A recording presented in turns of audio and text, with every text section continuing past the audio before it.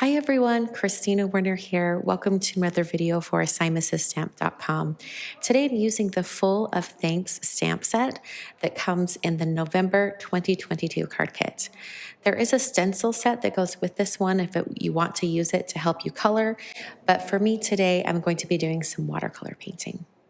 I'm using Arches cold press watercolor paper that I've cut down to a smaller size, and then I'm using a brown permanent ink, a waterproof ink from VersaFine to stamp my image. I'm stamping that down, and because it is a very textured cardstock or paper, I'm actually going to stamp it a couple of times so that I can get a really solid line.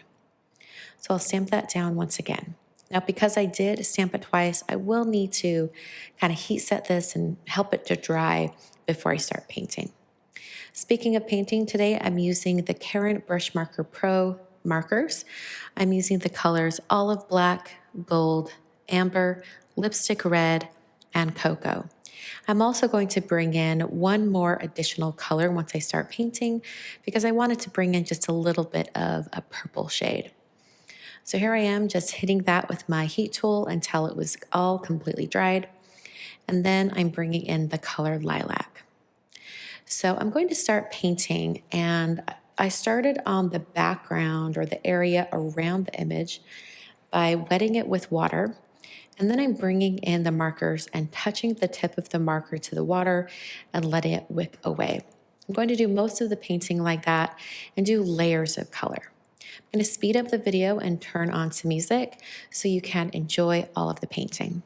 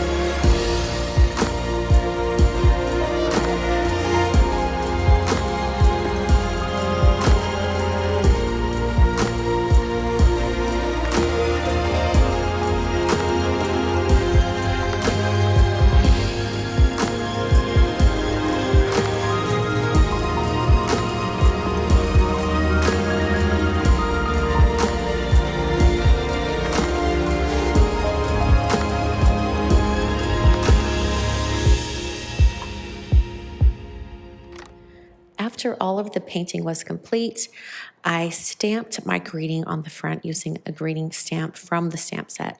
I prepped the area with an anti-static powder tool and then inked up my stamp with VersaMark ink.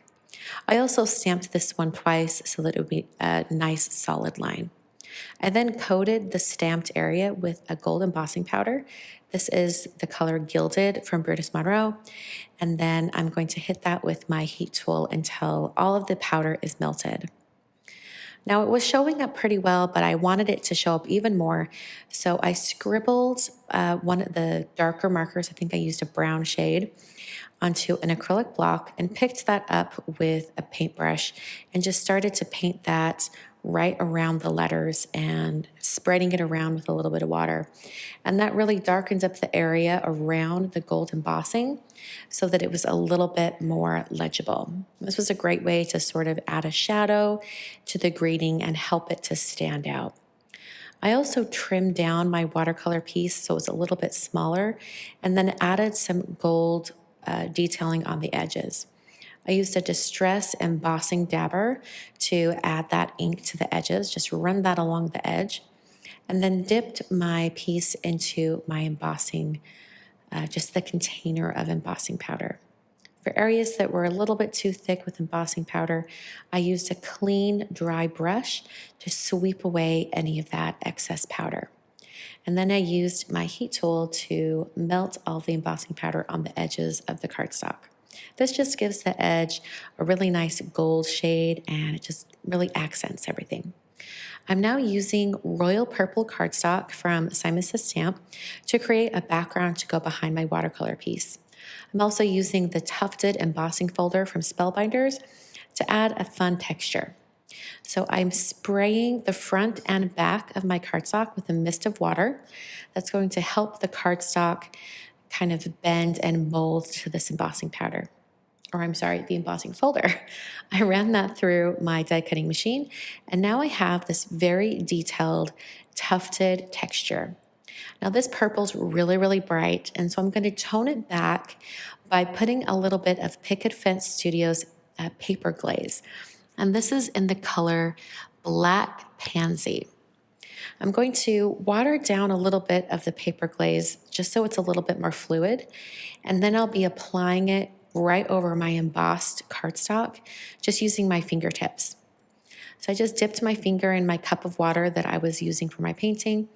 And this just gets this a little bit more fluid and it kind of makes it even more transparent than it already was. So I'm going to start smearing this all over my cardstock. I'm just doing this on top of a paper towel just so I can go right off the edge. I love this look, and I was most definitely inspired by some techniques that Simon Hurley and Jennifer McGuire have been showing recently, and they actually used Simon Hurley's lunar paste for this. I don't have any lunar paste, so I went through my stash and found this paper glaze, and it worked really, really well. Taking that black and just running it right over that purple cardstock. It dries fairly quickly, and I was able to trim down my cardstock right away and adhere that to a card front. I love how that looks. It looks like it's glowing from within. So I'm making an unusual card size today, but it does fit into a 5x7 envelope or an envelope made for a 5x7 card. But it's just a little bit oversized and almost square, but not quite. I put some foam adhesive on the back of my watercolor piece and then put that down right over that embossed textured background. So that's my card for today. Hope you guys enjoyed. Make sure you check out the card kit for November 2022. You can buy the stamp set outside of the card kit or with the card kit. And I've got all those links down below for you to click over and do a little bit of shopping. Thanks so much for watching today, and I will catch you guys in another video very soon.